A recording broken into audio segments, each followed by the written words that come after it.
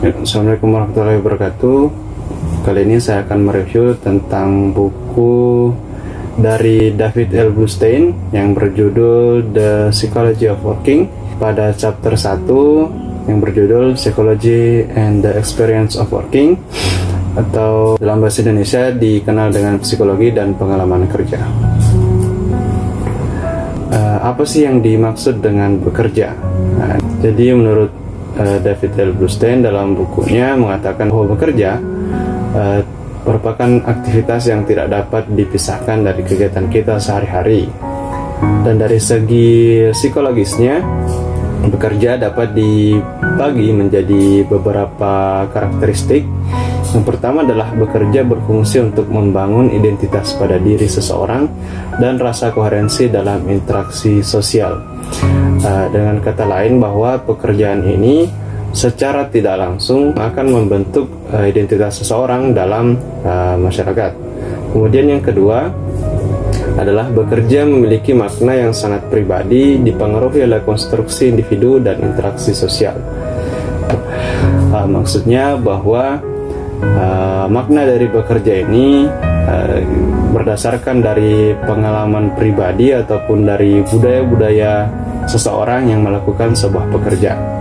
Yang ketiga adalah bekerja melibatkan usaha, aktivitas, dan energi dalam tugas-tugas tertentu yang berkontribusi pada kesejahteraan sosial dan ekonomi. Jadi ketika seseorang sudah bekerja, maka secara tidak langsung ataupun secara langsung akan berdampak pada peningkatan kesejahteraan sosial dan pada perekonomiannya. Dan yang keempat adalah bahwa bekerja telah menjadi salah satu konstanta dalam hidup manusia. Jadi untuk saat ini bahwa pekerjaan ini sudah menjadi salah satu hal yang melekat pada kehidupan seseorang, baik itu dalam lintas waktu dan lintas budaya. Perubahan besar dalam konsep bekerja yang tercermin dari banyak artikel dan buku seperti karya dari Arthur N. Rossi, Hall, dan Colin N. Young menunjukkan bahwa adanya pergeseran yang sangat signifikan terjadi di seluruh dunia mengenai konsep bekerja. Perubahan besar tersebut terkait dengan pengalaman dari psikologi seseorang dalam bekerja, tertanam dalam kerangka kontekstual dan eksplisit.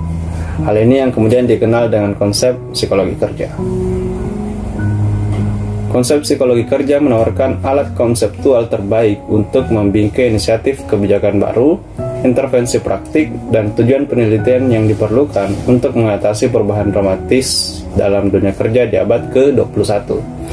Konsep psikologi kerja ini bersifat inklusif secara maksimal, mencakup pekerjaan yang terjadi di pasar ekonomi, pekerjaan yang dilakukan untuk kelangsungan hidup, pekerjaan yang dilakukan sebagai sarana untuk mengekspresikan minat, serta pekerjaan yang dilakukan untuk menopang orang yang dicintai dan anggota keluarga. Selanjutnya adalah sejarah dari sosial budaya kerja. Sejarah sosial budaya kerja terbagi dua.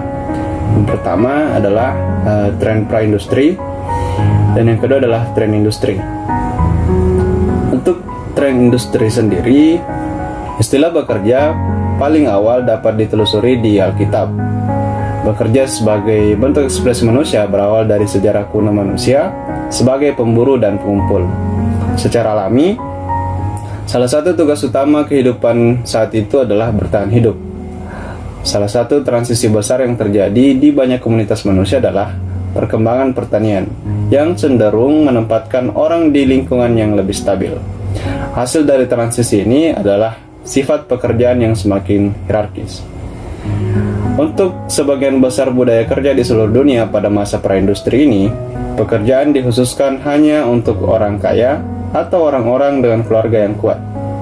Selain itu, memiliki tanah dan bisnis tidak terbuka untuk semua individu. Yang kedua adalah tren industri. Masa ini disebut juga dengan masa revolusi industri. Dalam munculnya revolusi industri, seluruh struktur kerja mulai berubah secara drastis. Salah satu faktor terpenting yang berkontribusi pada transformasi kerja adalah meningkatnya kebutuhan akan individu yang lebih terampil untuk bekerja di pabrik yang semakin kompleks. Untuk mendapatkan tenaga kerja yang dibutuhkan, perubahan sosial yang sangat besar harus terjadi. Yang Yang paling menonjol di antara perubahan sosial ini adalah kebutuhan akan pendidikan yang lebih besar bagi pekerja untuk bekerja di pabrik dan mengatur pekerjaan industri yang terus berkembang. Selama puncak revolusi industri pada abad ke-19, sekolah-sekolah semakin berfokus pada pelatihan pekerja yang akan mampu belajar dan mengingat dan yang dapat mengikuti perintah dengan jelas dan tanpa perlawanan. Karakteristik ini juga merupakan ciri pekerja ideal di abad ke-19. Perubahan sosial yang lainnya adalah keterampilan membaca dan berhitung dipandang sangat penting, sehingga pendidikan menjadi komponen terpenting di revolusi industri. Selain itu, karakteristik lain dari tren ini adalah perkembangan periode kehidupan yang baru, yang dikenal sebagai masa remaja. Remaja cenderung tinggal di rumah dan memperoleh pendidikan lebih lanjut, sehingga mereka dapat memperoleh pekerjaan dengan gaji lebih tinggi di pabrik-pabrik industri. Perubahan lainnya yang menjadi karakteristik tren ini adalah gagasan tentang memilih pekerjaan. Hal ini adalah fenomena yang sangat baru dalam sejarah manusia. Di masa sebelum tren industri, orang-orang tidak leluasa memilih pekerjaan mereka. Selain dari kelas bangsawan dan kaya, gagasan pemilihan pekerjaan hanya menjadi kenyataan bagi sebagian besar orang di dalam budaya barat selama abad ke-20. Poin penting selanjutnya adalah psikologi kejuruan dan konseling karir. Dan terus meningkatnya revolusi industri, jumlah dan keragaman pilihan pekerjaan juga terus meningkat. Pada saat yang sama, pilihan pendidikan juga meningkat, yang menyebabkan munculnya dilema dan rasa kebingungan di kalangan remaja dan orang dewasa tentang pilihan kejuruan yang optimal bagi mereka. Oleh karena itu, gerakan bimbingan kejuruan menjadi penting dan berperan besar dalam penyelesaian isu ini. Pada awal sejarahnya, fokus utamanya adalah bagaimana membantu individu menemukan kecocokan antara minat dan kemampuannya, serta bagaimana persyaratan dari posisi dari pekerjaan tersebut. Hal ini dikenal juga dengan model trait factor dan model person environment fit atau kecocokan orang dan lingkungan. Setelah Perang Dunia Pertama, muncullah tes dan alat yang digunakan oleh konselor kejuruan dan psikolog terapan untuk membantu klien menemukan kecocokan paling adaptif dalam pemilihan karir. Dalam perkembangannya, muncullah pandangan-pandangan yang benar inklusif tentang pekerjaan, menghargai seluruh bidang potensi yang dimiliki oleh individu lintas kelas sosial, ras, dan gender.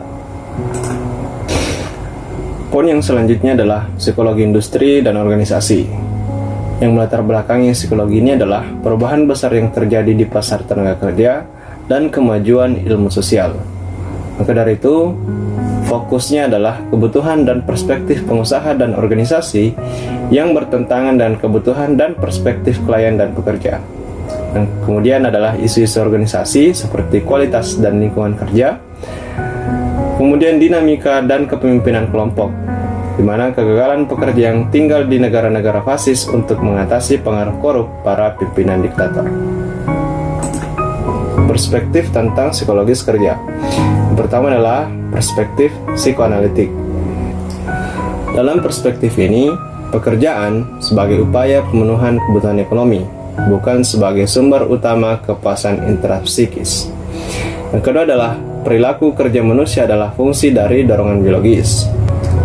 Dan yang ketiga adalah pekerjaan sebagai kebutuhan manusia dan sebagai sumber kebosanan dan stres.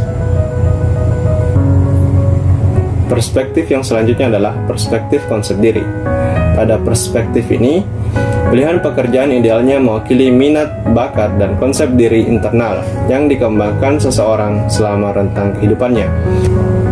Kemudian yang selanjutnya adalah pekerjaan dianggap sebagai sarana kepuasan dan pencapaian. Yang selanjutnya adalah perspektif kontekstual, di mana pekerjaan dilakukan secara rutin dan monoton sesuai dengan mekanisme kerja tanpa memperhatikan kesesuaian gaji yang diperoleh. Kesenjangan yang semakin lebar antara pekerjaan dan pendapatan mengakibatkan distribusi kekayaan yang tidak merata. Investor dan pemilik bisnis menjadi semakin kaya dan pekerja yang berjuang untuk bertahan hidup.